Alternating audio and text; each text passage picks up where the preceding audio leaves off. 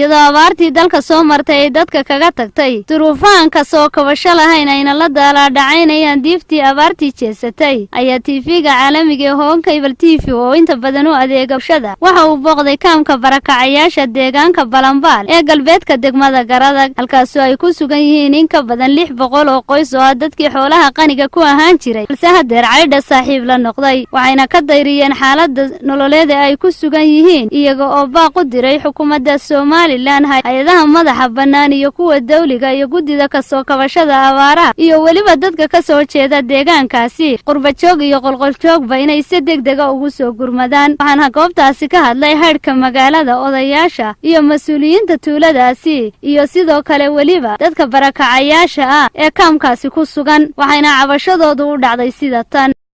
dadkaas dhammaan wuxuu baahan yahay in gacan qabto dad baa laasay dadkaas shishii waa dhamaatay laakiin waxa sabab waa una faadar waay ama jirana dadka ciyaar u badan yahay iyo marka dumarka iyo waayeen saas oo kale xagga caafimaadka marka laga laayinayo waxay noogu ballaqatay loo keento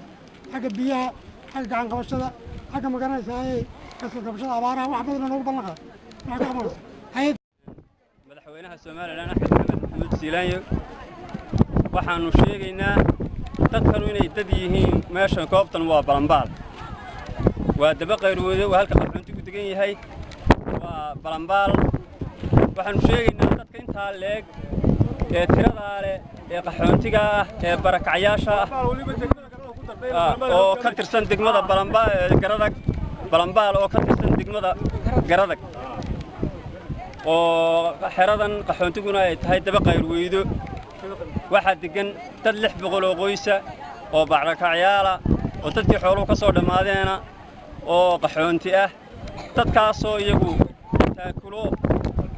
hay'adda la yiraahdo Oxfam iyo iska caawiyeen ka dhalayd ay siiyeen 100 qoys wax siiyeen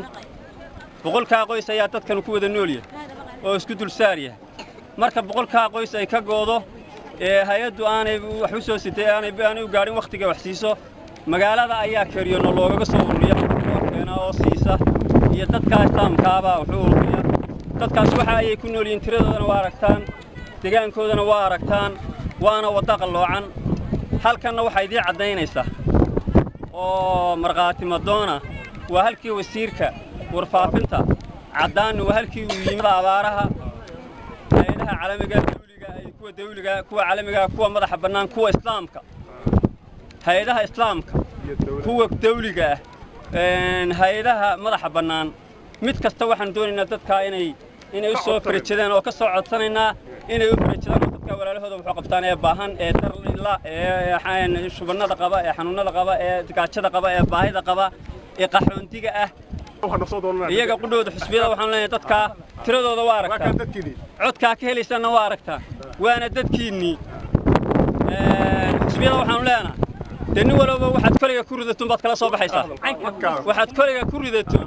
baad kala soo baxaysaa dadkuna waa dadka baahan waxaan leenahay hay'adaha dibadejinta si aad iyo aad aan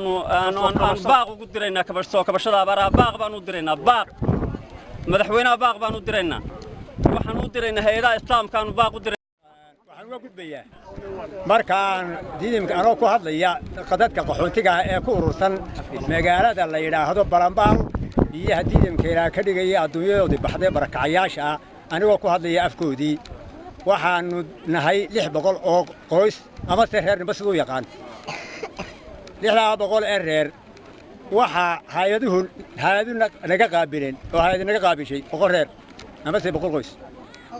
saa odayadu horeba u soo sheegeen 600 reer ee kale waxay dul jooga ku tahay ama se mas'uul tahay niba afka uu yaqaan 100 reer ama 100 qoys waxa inta taakula u ah magaalada dadka deegaanka ku wax ku haysta marka inta taakula soo godo waa looga koobaya magaalooyinka magaalada u koombaysa ama soo galaamaysa wixii kala sumaraago waxaan ku darayaa dad adduun xoolo haysan jiri xooli way bixeen dadkii waxa haysan markii xoolihii way jalba marisay saaka la aasaya oo shalay baa la aasa وهذا رقار ليتان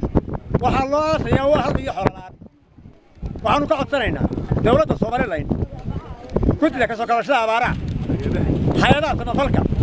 waxaanu ka codsanaynaa dadka caynkaas midabada leh degan meesha la yiraahdo Balanbaal wadada soo qaloocan tahay inay si degdeg ah ula soo gaaraan gacan qabasho hadday biyo tahay iyo hadday daawo tahay iyo hadday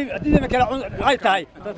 cunto tahay waxaanu si degdeg ah u codsanaynaa hay'adaha samafalka dawladda Soomaaliland guddiga ka soo kabashada abaaraha dadka naafadii abaarta ay ku dhimatay buu idlaanaya waxaan leenahay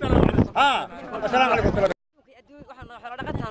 xooli way naga bixeen hada ma garata dabadeedna wax allaale wixii xoolaha laga tarasin jiray oo dhan markaa waan isweyni haday wax ku gaajo ahayd iyo haday arrad ahayd iyo haday hooylaan ahayd iyo haday waxaan ku